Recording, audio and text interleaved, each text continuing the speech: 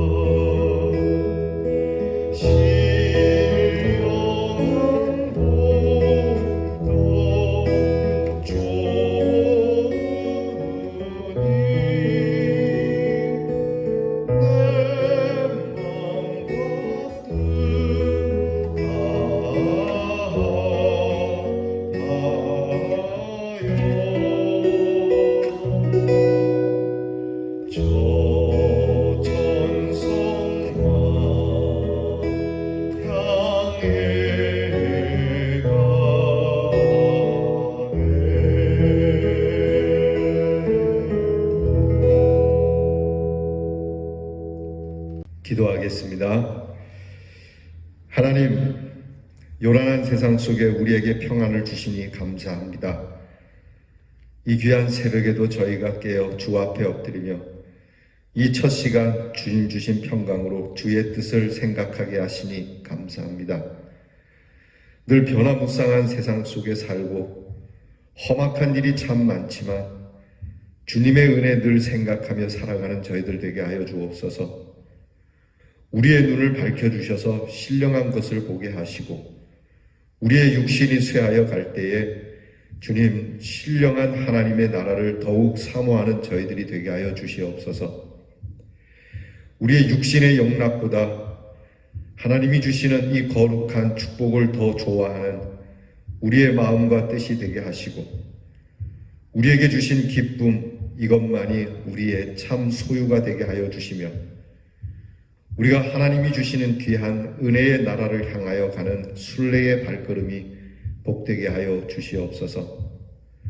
쉼 없이 살아가야 할 세상이지만 주님께서 이처럼 쉼의 시간을 주셨으니 주님과 함께하는 이 시간 얼마나 귀하고 복된지 평생 주님 앞에 엎드리는 시간을 잃지 않는 믿음의 사람 되게 하여 주시옵소서. 때로는 방황할 때도 있고 또 때로는 염려할 때도 있으나 늘 주님의 십자가의 그늘로 덮어주시고 주님의 그 은혜의 사랑으로 위로하여 주시고 하나님의 사랑과 위로를 받으며 하루하루를 넉넉하게 가나안 땅을 향하여 가는 이 광야길을 하나님이 주시는 은혜로 마침내 그 땅을 밟을 수 있는 사람들이 되게 하여 주옵소서. 우리가 가는 것이 아님을 압니다. 하나님께서 인도하시는 대로 가다 보면 하나님이 주시는 축복의 땅에 거할 줄 믿고 하루하루 말씀을 따라 진실하게 살아가는 성도들이 되게 해 주시옵소서. 오늘도 말씀을 엽니다. 하나님, 이 말씀을 담기에는 너무나 부족한 그릇이고 신령한 말씀을 받기에는 너무나 추한 영혼이지만 십자가의 보혈로 깨끗하게 하사 하나님의 말씀을 받을 수 있는 심령이 되게 하셨음에 감사를 드립니다. 하나님이 주시는 말씀 곱씹어 새겨 듣고 기쁨으로 이 말씀을 준행하여 모두가 은혜를 받는 사랑하는 성도들이 되게 해 주옵소서. 오늘도 연약한 우리에게 힘과 능력을 주시고 질병에 있는 성도들을 어루만지사 건강케 하시고 회복하게 하여 주시며 온몸 사지백체 뼈 마디마디마다 새로운 기운이 솟아 하나님이 주시는 은혜의 시간을 기뻐 뛰며 살아가는 귀한 능력을 부여해 주시옵소서. 우리의 자녀들을 위하여 기도하오니 복잡하고 요란한 세상 속에서도 우리의 자녀는 평안케 하시고 공부하는 자녀에게 지혜와 총명을 주시고 수고하며 애쓰는 군인들에게 용기와 안전을 주시며 멀리 나가 있는 우리의 자녀들, 해외에 있는 자녀들에게 평강의 평강으로 인도해 주시옵소서. 오늘도 우리에게 일용할 양식을 주시고 일용할 지혜를 주시고 일용할 기쁨을 주시는 하나님께 감사드리며 예수님 이름으로 기도하옵나이다. 아멘. 오늘 우리가 함께 나눌 말씀은 잠언 11장 1절 말씀과 여러 말씀들을 영상을 보시면서 다 함께 같이 봉독하겠습니다. 속이는 저울은 여호와께서 미워하시나니 공평한 추는 그가 기뻐하시느니라. 곡식을 내놓지 아니하는 자는 백성에게 저주를 받을 것이나 파는 자는 그의 머리에 복이 임하리라. 공평한 저울과 접시 저울은 여호와의 것이요 주머니 속의 저울추도 다 그가 지으신 것이니라. 한결같지 않은 데는 다 여호와께서 미워하시느니라.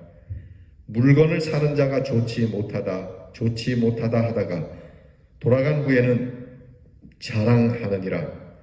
한결같지 않은 저울추는 여호와께서 미워하시는 것이요 속이는 저울은 좋지 못한 것이니라. 아멘. 인간은 경제의 동물이라고도 합니다. 이는 서로 간에 다른 필요한 물건들을 서로 교환하고 또 나누는 행위가 인간에게만 있기 때문입니다. 그러나 단순히 경제 생활을 넘어서 이윤을 남기고자 하는 상거래 전체를 통해서도 경제의 동물이라고 하는데 그래서 경제 생활하는 사람들은 다 자기에게 유리하도록 이 상거래를 행한다고 하는 것이죠. 오늘 성경 말씀은 판매자와 구매자 사이에 지켜야 할 도를 말씀하고 있습니다. 일종의 상도를 이야기하는 것이죠. 자, 이 상도, 이 서로 거래하는 것이 참 소중한 일인데 여기에 문제가 많다는 겁니다. 사는 사람이나 파는 사람이나 어떻게 해서든지 자기에게 유리한 거래를 하기 위해서 많은 방법을 꾀하게 되죠. 심지어는 바르지 못한 방법을 동원해서 거래를 유도하고 또 성사를 이루면 그릇된 방법이라도 자랑하거나 그릇된 방법이라도 따라하는 일이 비일비재합니다. 그 상거래 과정에서 일어나는 그릇된 모습을 성경은 묵과하지 않고 있습니다. 오늘 성경 말씀을 보면 잘못된 상거래에 대하여 다음과 같은 현상으로 지적하고 있습니다. 첫째는 이 구매자 입장에서 지나치게 깎아서 또 파는 사람을 불편하게 해서 그 물건을 사지 말라고 하는 겁니다. 그 물건을 파는 사람이 그 가격에 정직하게 파는 것일 수 있으니까 지나치게 깎아서 파는 사람에게 손해가 되지 않도록 해야 한다는 겁니다. 흔히 우리가 애누리를 잘하는 사람 있지 않습니까? 어디 가면 물건을 잘 깎는 사람, 우리는 참 뭐 깎아달라는 말 한마디 하기가 참 어려운데 아주 쉽게 깎는 분들이 계시더라고요. 그런데 이게 지나치게 많이 깎음으로 인해서 이것을 파는 분에게 유익을 주지 못한다면 이것도 문제가 있는 거죠. 여러분, 예수 믿는 사람이 너무 물건을 깎으면 못 씁니다. 예수 믿는 사람은 그 파는 사람이 정직하게 팔 거라고 믿고 적정선에서 구입을 하시고 또 이렇게 여러 가지 시장을 조사해서 적당한 가격에 흥정을 해야지 그냥 대놓고 무조건 일단 깎고 보는 습성은 나쁜 습성이라고 할 수 있습니다. 또 어떤 분은 이렇게 애누리에서 깎아서 물건 사는 것을 자랑스럽게 생각하고 그렇게 하는 것이 잘 사는 거라고 생각하는 이 습관도 좋지 못한 습관입니다. 두 번째는 판매자의 입장입니다. 판매자의 입장에서 정직하지 못한 상행위를 하는 것을 지적하고 계십니다. 이에 대해서 성경은 거짓된 추, 거짓된 저울을 사용하는 것을 금지하고 있습니다. 한결같이 않고 속이는 것으로 이것을 하나님께서 미워하는 일입니다. 사람들의 상행위 속에서 저울눈을 속이는 것만큼 가장 손쉬운 속임이 없기 때문에 이런 일을 행하는 파렴치한 이들이 언제나 있어서 상도를 문란하게 하는 겁니다. 제가 어릴 때 쌀가게에서 그런 일들이 종종 있었다고 하더라고요. 저도 실제로 이것을 목도했는데 쌀을 팔 때 그 되로 팔지 않습니까? 한 돼, 두 대 파는데 이 되가 집마다 다른 겁니다. 그러니까 한 되가 안 되게끔 되를 파는 사람들이 있습니다. 그리고 그것을 사서 파는 장사꾼들이 있고요. 하나님이 정말 싫어한다는 겁니다. 그러니까 정확하게 해서 팔아야지 저울추를 속이는 것, 저울 눈금을 속여서 파는 것. 요즘은 그게 쉽지 않지만 그래도 그렇게 하는 사람도 있습니다.